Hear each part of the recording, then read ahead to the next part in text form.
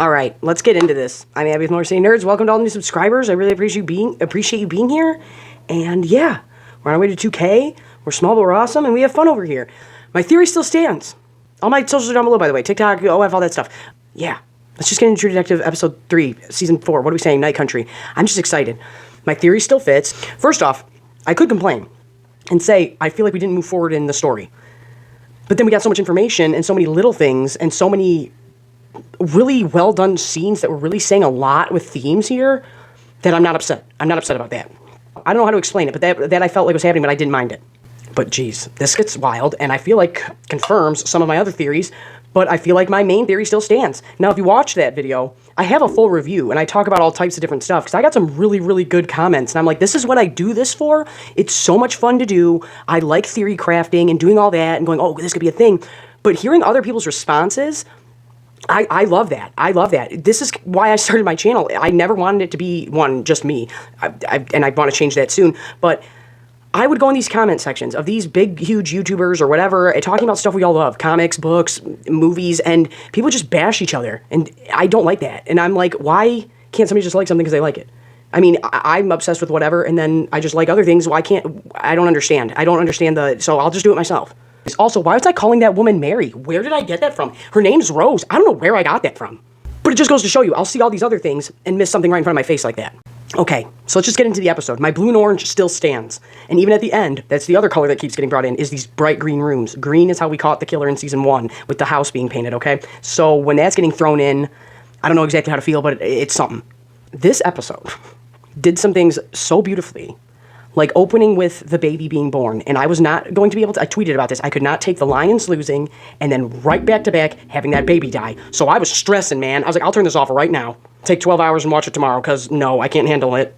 They handled that with the theme of her not knowing her indigenous name, and are you kind of turning away from who you are by not allowing these messages from the spirit world to come through you, and you are denying that part of you? It's kind of like the Lion King. It's like, remember who you are. I thought that was just really, really beautifully done, because if you're noticing how they're treating Navarro, it's kind of like Mahershala Ali's character in Season 3 with the black community. And black cop showing out for the white cop type deal, like, so they look at him a certain kind of way. They really got that point across with this episode with Navarro, that they feel a certain kind of way about you becoming a cop. And it's not, the wife says it to Pete later on, like, no, I'd never married a cop, but in a different kind of way. But there's a connotation attached to it. When they show Annie say, when they're like, don't they say, like, why is this F and B here or something? And she's like, she's here to help. And it's like, I'm giving you an opportunity to be here for something really special, a part of your culture, and it's all good. It doesn't matter that you're that. Like, are you gonna be cool? Or are you gonna not be cool? What are we gonna do here? And Navarro stays, and it's this really beautiful scene. But if you notice, we start the episode there, and then we get this, which is the worst thing someone can go through, and is awful. The stillborn at the end, and all these women in this room. And this is what I mean about Jodie Foster. It doesn't have anything wrong with this culture. She is afraid for Leah. She's afraid for Navarro. She knows what happens to Native people, or knows that something can go awry, and she knows how they are, and she's trying to protect them. So it comes off like she doesn't like it, but the fact of the matter is, she's trying to keep them safe. But in that moment, in the end, when she walks into that room full of women, they're not looking at her like you're the white lady. They're not looking at her like you're the cop. They're looking at her like, you lost a kid too. You know this pain. This is a mother's pain. This is something only women and mothers could ever understand. And that's the level we're on. That's the playing field we're on here. That respect there. Not indigenous, not white, not anything other than, you know that I'm not here to cause no problems with this situation. And I thought that was really beautiful. And to have it start with life and end with death that way was really, really beautiful. And we got a bit more after that. And I'll tie this into my theory type deal. Someone left a really great comment, and this is what I mean about not seeing things right in front of my face. I was talking about how interesting it is to somebody the other day, because he's Native Australians, Aboriginal. And so that's like a very distinct thing. I was messaging him, and I'm like, hey, do you know how, like, this works with people that are Inuit and all this stuff, and like the way they absorb melanin and kept their complexion is different from everybody else in the world. And I knew the one about the teeth, the melanin one I looked up, but the teeth, there's something about like their jaws were longer and they had extra teeth in the back, and that's how you can directly tell if you have that blood, like, and you descend from that. It's something about having extra teeth back in the day because of their diet.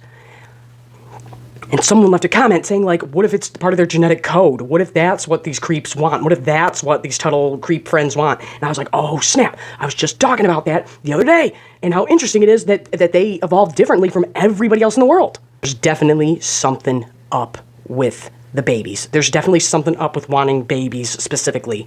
And maybe I was totally wrong about Annie K, and I don't think I really was, being involved with whatever this cult, or whatever lack of a better term I have for it, was, and maybe this is like what I think in my Game of Thrones theory. So if you've been over here with the Maesters, they wanted to get rid of her being a midwife because they want the hospital doing it. But why are all these stillbirths happening? Why are all these issues and complications happening? We find out later in the episode they're like another one. So what's going on here? And the one midwife, the main midwife in the town, dies.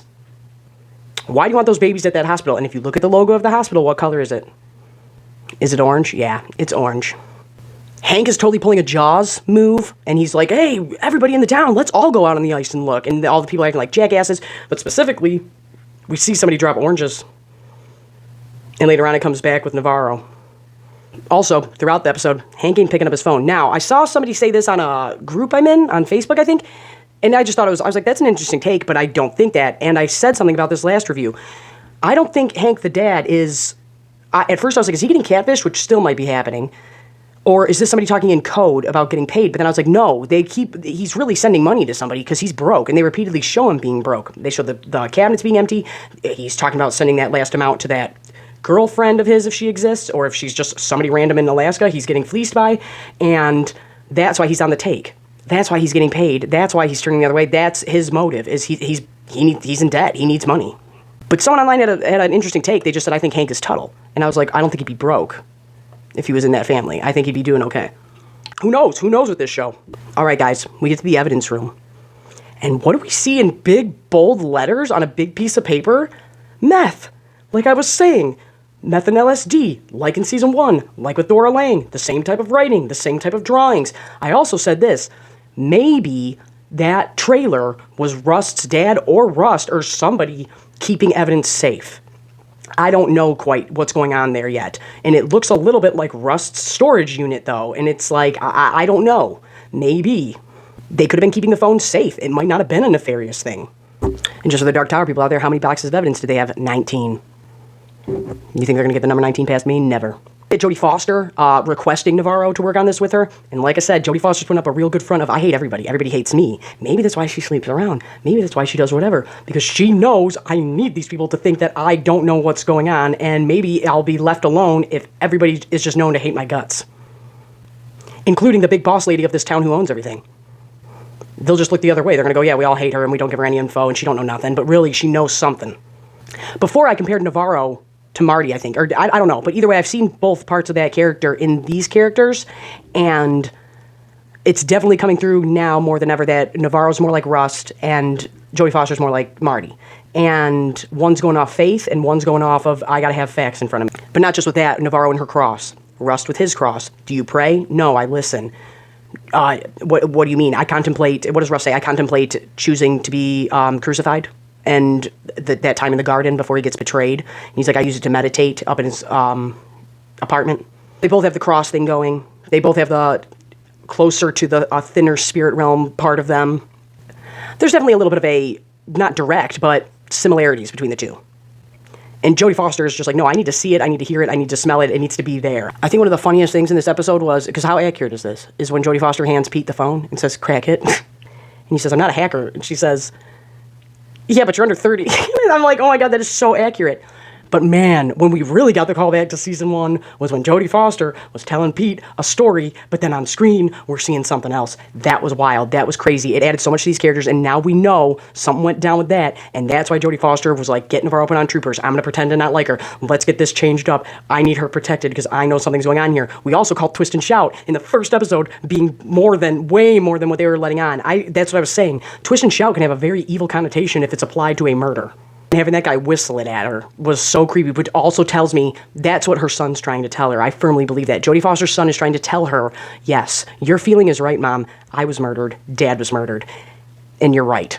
So remember, that's what Rose said. The dead only come for 3 things: to tell you something, to take you, or because they miss you. Why are these ones talking to our characters? But we see the Wheeler case happening, but he's alive in it, and they said that he had shot himself in the head. And he was beating up this girl he was with, and she wouldn't press charges, and I've been through that, and it's not a fun time. And when people are like, well, why didn't you do this? And it's like, because it doesn't just happen overnight. It's a groomed thing. It's a processed thing. You really believe the shit they tell you, and then you feel bad for them. It's a whole cycle, and it's terrible, and it's awful. But they handled it really well in this, and I was like, oh my God. But seeing it just like how season 1 was really cool. Tell the story of going to get the kids out of there, and they got to make it look like there's a firefight when really they just ran up on them. This is where I mean the theme of being a mother comes in throughout this episode specifically and throughout it. And I've been saying this, that Jodie Foster, the reason she never left Alaska is because she feels like responsible for Navarro, for Pete, for Leah. She's a pseudo mom to all of them, and she lost a kid. She lost Holden, so now she feels responsible for them to protect them, and she's going to stay and she's going to do that. Fun thing that I noticed here, you know how I keep saying this show is not about being a cop? It's not. It's about, are you going to do the right thing? Are you going to be a true detective? Are you going to do what's right no matter the cost? Because you know it's right. That's being a true detective. That's the meaning of that, or at least how I take it. I realize neither one of them are detectives, are they? One's technically a trooper now. I'm not saying they never were, and one's chief. But they're being true detectives here. And we see them working together, and we get to see that bond that they probably had back in the day. And I love it. I really love them together. And can I say this? Is this the first thing? I'm not going to look it up, because we don't look anything up here. We just go, right? Is Kaylee Reese, is this the first thing she's done acting?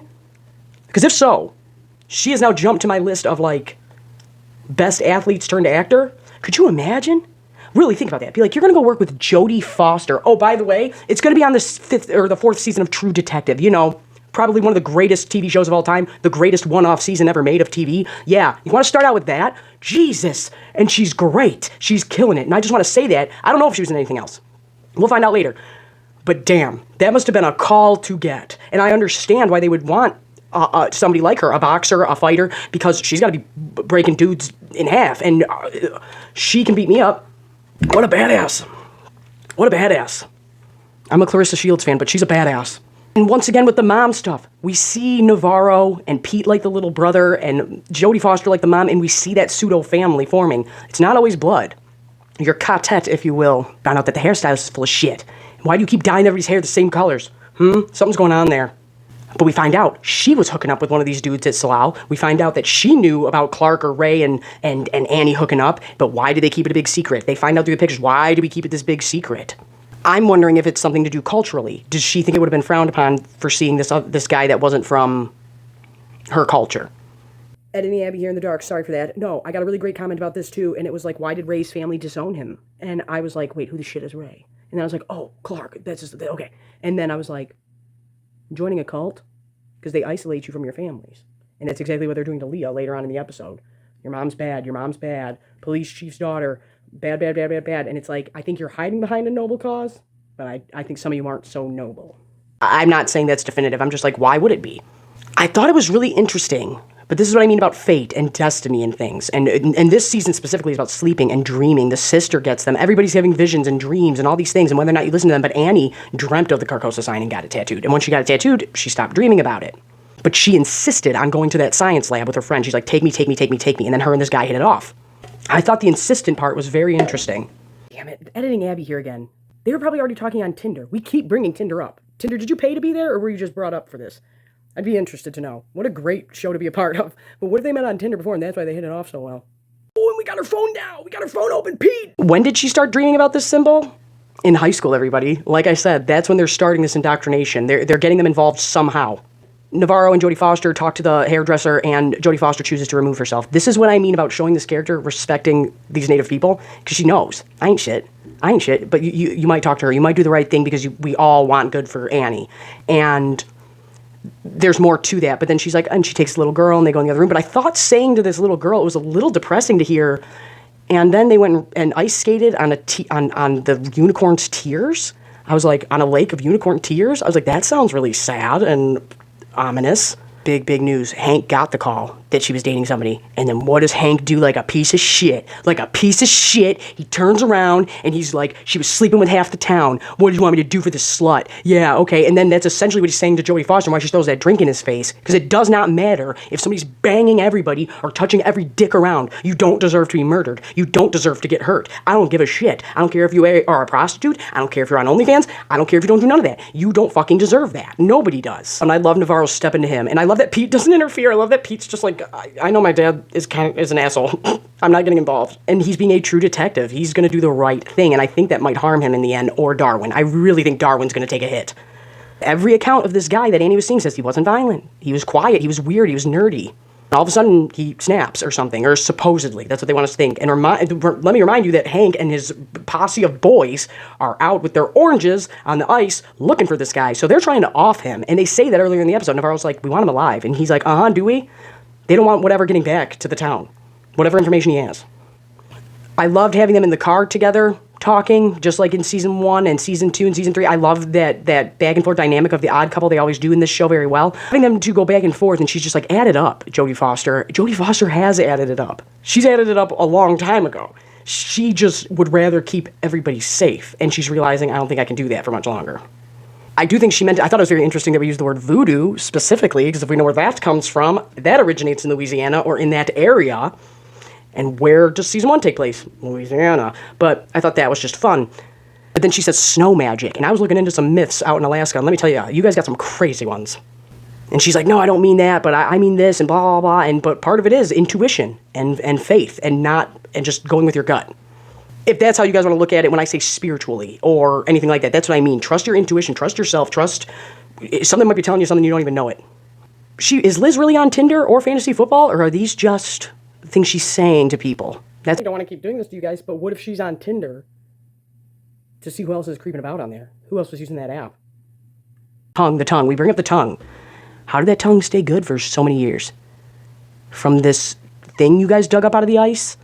Somebody was taking care of it, or was it frozen? I don't know. I don't know how freezing body parts and unthawing tongues works. I don't. I cannot say that's something I'm proficient in. We see Hank give Pete the skates, but I still think that is him not having the balls to say, we need you to be on the take. Like I talked about in episode 2, I'm like, they weren't talking about ice skating lessons. Those are practically teenage boys from Alaska. At this age, from Michigan, you can born being able to ice skate. I'm just saying, they don't need lessons. That lady was telling Hank, is your son going to comply and be on the take too, or what's the deal here? I think Hank really just meant give these skates to Darwin, but I think I think we're going to find out that Hank has no relationship with his grandson, which is weird for a town of 30 people. But I think he knows something might possibly happen to him. We get shots of Pete with Darwin after he wakes him up at home, and before him and his wife sums up with her. But he goes to sit with Darwin, and he's in practically the same blue as Jodie Foster's son. That's why I'm worried about Darwin. Not only that, I've talked about it in my other things, I think on other social media, but I brought up him being named Darwin, but I cut it, because I didn't think anybody was going to care about that. And I was like, Charles Darwin, there's one big Darwin I know, but my friend was one who texted me, she's like, did you know his name was Darwin? And they're looking for, they're looking at life and studying life and Charles Darwin, and I'm like, oh yeah, and I keep thinking this kid's gonna get offed. So I definitely think there's something there with that. Find out that transportation isn't going through, and Jodie Foster needs a forensic guy there now. Pete offers his cousin, who's a vet, which isn't the best, but it can help. And one thing I wish I would have said earlier, I don't know if I've said it out loud yet, but with Marty and Russ talking about at the end, the stars in the sky. And you were in Alaska, and you look at the sky, and you'd make up stories about the stars. And then he says, you're looking at it all wrong, Marty. After he says, it looks like dark has a lot of territory. And he said, yeah, but once there was only dark. And if you ask me, I think light's winning. Like, okay, you got to remember, this night, this endless night is the main part of this.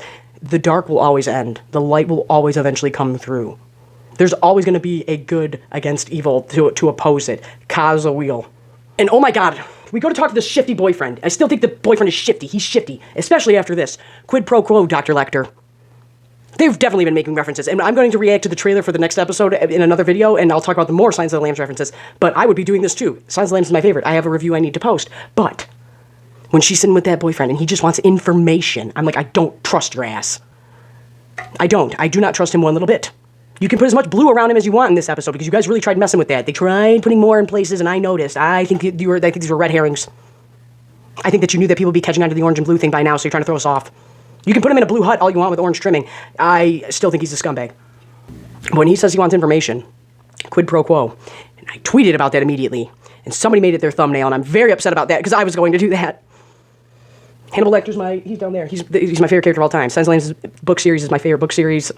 It's one of my favorite movies of all time. But we find out about Navarro being from Boston. We find out her first name, Eve. Adam and Eve. We got some biblical names going on here. Or, I don't know, Eve like night. That she lived in Boston. Her dad was an ass. Her mom would lose it. But her mom, now was she murdered in Boston because of this thing tied back to here in Alaska, and it followed all the way there? Or was it a random act of violence? She got killed and nobody knows by who. And that always bothered Navarro. And once again, we learn more about this character. We have the Wheeler case, and we have finding out about her mom getting murdered. So there's a reason why she feels a certain way and about protecting women already before the Annie K stuff. We do find out she was never told her native name, and that's big to her. Like I said, remember who you are. Okay, I'm going to try to explain this out of my head the best I can because I talk about it in my theory and in my last review. I think native people are involved with this cult just as much as any of the interlopers or the white people that are there. I think that they're getting indoctrinated very early, and that's what cults do. They tell you you're special, they love bomb you, they tell you you're the best, and they put you up on a pedestal. If you are being told that your culture above all others is 100% correct by scientists, then we find out they've been there, quote by Jodie Foster, they've been out there like forever. So we don't even know how long Slal's been there. We don't know all the people that work there, and then we find out that a native guy did work there, and we go and see him later, and I loved him. We have Leah going to the meeting, right? And I do believe what they're standing for there is legit. But I don't think everybody in that crowd, and this is where they were really throwing us through loops with the blue and orange. They were really trying to throw us off here. I do think part of it is we really feel this way for this cause, and then there's people preying on that group and are involved. And I think native people are involved, especially if they work at the mine. I think that it's not just people telling them like, oh yeah, no, we need to say, because if you know my theory, I'm saying that they're tricking these native people somehow into sacrificing their kids or themselves or whatever to this ritualistic thing, and I think they think it's something for good. I think they think it's something from their culture, and they're choosing to be involved in it, and they're going, oh, we were chosen. I think that Irish guy was chosen. If I go into detail about that in my other review about how the Irish, I'm one of them, like Halloween comes there. Being close to the spiritual realm for that culture is very prominent. That's a very prominent thing. To this day, like there's certain things you don't do superstition-wise. You know what I mean? There's just things you don't do. And there's things you do. You clean your house on St. Patrick's Day. It's good luck. Like, you know what I'm saying? But I think these people are targeted. I think these people are targeted for their closeness with the other realm. But I think Annie K was targeted now because we needed that midwife business gone. We needed them coming to this hospital. But either way, I'll tell you what was really cult-like behavior was singling this girl out and going, oh, you're the chief of police's daughter. Here, let me shove this shirt in your hands immediately before I even open my mouth to you. You guys targeted her. You guys realize we have a big fish here. We have the chief's daughter. Everybody's welcome here. That can be taken one way, but just like Twist and Shout, that can be taken another way. I think there are people in this group preying on to bring people into the secret organization, whatever it is. Navarro gets a call that her sister had a freak out and started screaming somebody's coming, and we keep getting the message that she's awake. Somebody's coming, she runs out the door. And then they have a really pretty montage a few minutes later of Navarro watching her sleep, and her eyes are like she's obviously not sleeping. Kind of like Rust Cole. I don't sleep, I only dream. Then we cut over to Jodie Foster, who she can't sleep and is restless, and all this stuff, and it was really well done. And then we have Leah coming home, and we have Jodie Foster freaking out. And like I said, it's not other than anything that she's scared for her. She knows that they're targeted. She knows what happened to Annie K, and I think they specifically cast these actresses to look alike so that when Jodie Foster sees her, she sees Annie K. She's trying to protect her. Do go into detail more. I mean, I'll try to do a separate video on exactly how to word this about the culture thing, because those nomads, I think they're like, no, there's some of you are involved in some BS out there. And it's like a desecration to our culture. But I need more time to explain that better. We got Navarro out alone on the ice with the orange. I'm just going to say that. But when she hits her head, and every time when she goes into these visions, like they make it seem like it's a PTSD flashback, which I'm sure it was. But now I'm like, no, you're getting actual visions. And she goes back to the same spot. And I'm assuming Afghanistan. And we get what I'm assuming is Jodie Foster's son telling her, listen, tell my mommy. And then we cut off and we can't hear it. Tell my mommy what Abby said, that we were murdered. She's right. I've got the polar bear. See the bear of fearsome size. All the worlds are held within his eyes. Now, Pete and his wife. There's something up with that wife. There's something wrong with her. I don't know what, but I think it's that she knows Darwin is a possibility to be chosen for sacrificing and is down with it. That's what I'm going to say that. And I think that's why she wants Pete to hang out with him so much, because she knows it's a possibility that he might be gone. And I think that's why Hank probably doesn't have a relationship with him. And it's like, you give him these skates. Why wouldn't your grandpa give you those? My mom wants to give Tommy everything. Are you serious? My nephew is king of everything. I'll tell you what I loved was Pete telling her, what if I don't want to be a sweet idiot? You tell her, Pete. Tell her, Pete. You ain't no idiot. You're a true detective. And we love you. And I think something bad's going to happen to you. And I'm scared. But even when he says, like, are you jealous of Danvers? And then I'm like, okay, well, she's sleeping with the whole town. Like, I might be nervous too. But when she's like, no, blah, blah, blah. I'm like, no, there's something up with you.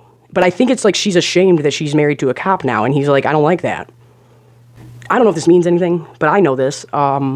Cardinals, in a lot of cultures, but cardinals specifically are a visitor from the other side. I believe that. I firmly believe that. And this scene is beautiful when she comes in to the funeral, essentially, of all these people gathered together about this stillbirth. And that's why I definitely think something's going on with these kids, some specifically native kids. A woman is specifically wearing a shirt with a cardinal on it. And I'm like, oh, I don't know. This show is detailed enough that they might do that. But they might not. But it's just a fun little fact. Cardinals are a representation of a message from the dead. They're a good sign. They're not a bad sign. I feel like if they would have ended the episode with that, I would have been like, man, that was really, really beautifully done. But I understand why we didn't, because this is where it gets crazy. Then we have Pete and his cousin Vet. And he's like, people don't die like this in the cold. At least animals don't. And then we bring up the caribou. And we saw the caribou acting all weird in the beginning of episode 1. And I was saying, it's like that story from the Bible, where Jesus takes the demon out of somebody and puts it into a bunch of pigs. Here's no story I'm talking about. And all the pigs run over the edge, and they drown, or they smash, or they die, and he runs evil out of this person and runs it off through the animals. And I was getting mad biblical vibes from those caribou, and then they get brought up again here, where their heart just stops. These people were in fear, in cardiac arrest. They did not die from the cold, because dying in the cold, I always tell this to people. I'm like, honestly, it's a great way to go. It's hard to feel warm, and then you just go to sleep. It's not a bad way to go. Being terrified to death and gouging out your own eyeballs is. And I'm not going to get too much into the nomad guy, because I really loved that scene, but he just wanted to get away. He just wanted to get away from whatever Salah was doing. He knows what's up, and he's like, I don't want nothing to do with none of you in town. I'm getting out of here. There's something very bad about this. But what I thought was super interesting is, oh my God, who does he ask? He doesn't say anything about his coworkers being gone or dead. He only brings up one name. He says, Lund, and they go, no, he's alive. He's the only one who survived. I think that Lund was a decent guy. I think that Lund probably wasn't down with whatever was happening fully. He probably just wanted to do his science stuff and not do the culty stuff. That's all I'm saying. And maybe he tipped off Oliver to get out of there because things were about to go down a week later with Annie K and everything else.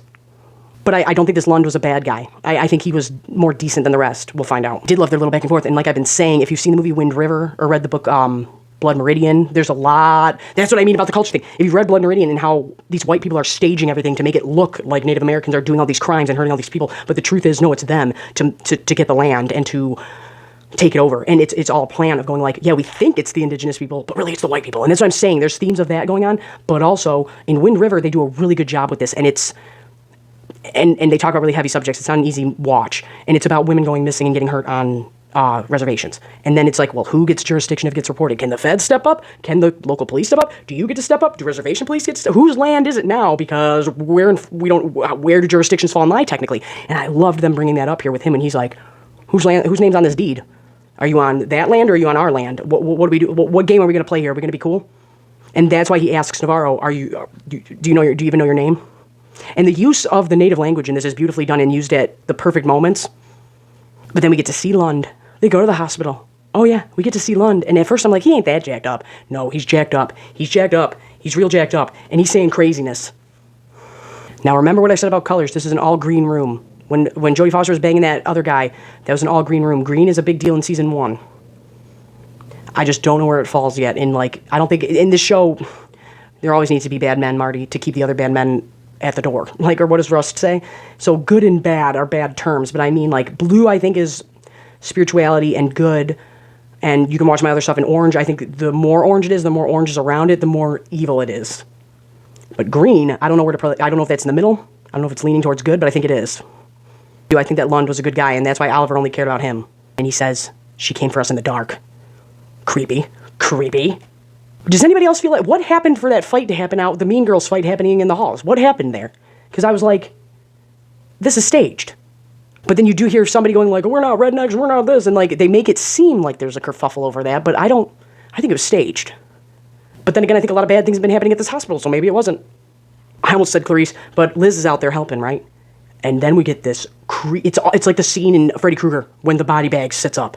Or like I said, Pet Sematary, when Pascal sits up and then tells them the message. Oh my God, that was so creepy and unnerving. And do I think this dead body was talking? No. Do I think that Navarro could see something and was getting a message? Yes. But let me tell you something. The Exorcist taught me one thing, and it's that you can beat the shit out of a demon and perform an exorcism. That's how he kicks the demon out. If a dead body turned to me and said, your mother says hello, I'd be like, oh, it's on, Reagan. It's on. You're getting stomped. You're getting punched in the mouth. So that was creepy. That was crazy. But then I'm like, is this a malicious thing or is this a good message? Then he says, she's waiting for you. But who? The mom or she's awake? And then we end the episode with Pete actually cracking the phone, which is the best part. Go, Pete. Still worried for you. And we see the video of Annie. And she doesn't seem high on meth or anything like that. But something's up. And then she's like, I'm Annie. I'm not going to try and pronounce the name that I can't remember because I feel like a jackass. And then she just starts screaming. And it is so scary and is so creepy. And we'll talk about more of that with the previews for the next episode. But Navarro just says, there ain't no ice caves out there. Or does she say that in the preview? And it's like, oh yeah, I forgot ice caves are a thing. And they're real creepy. But I'm Abby with MotorCityNerds. And I don't know, I feel like my theory hasn't been broken yet. Fully. But there's some things I need to, like, tweak. But as a whole, I'm standing by it still. Subscribe, comment, share. It really helps me out. Tell me what you thought about this episode.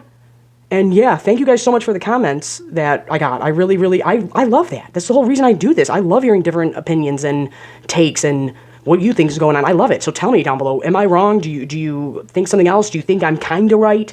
I don't know, but they were definitely trying to throw us off this episode with their uses of blue and orange. I think they thought people are going to catch on to this, and they tried to do a flipsies on us to trick us. And I'll keep you posted. Editing Abby here. I totally meant to say, did anybody else notice how dirty that water was that Joey Foster was putting her hands all up in at that house? Just saying.